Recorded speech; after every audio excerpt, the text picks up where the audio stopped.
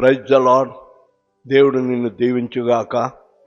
ఈ దినము వాగ్దానము, నేను వారిని యెహోవా యందు బలశాలురులుగా చేయుదును. జెకర్యా 10వ అధ్యాయము 12వ వచనము.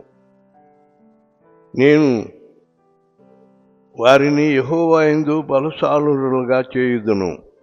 ఆయన నామము స్మరించువారు స్మరించువారుగా వ్యవహరించెదరు.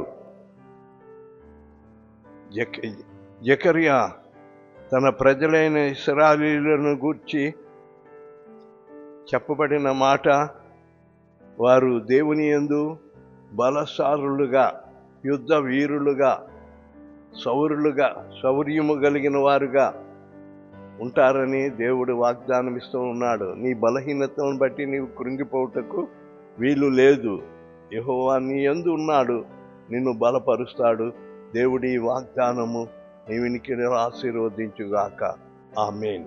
Praise the lord.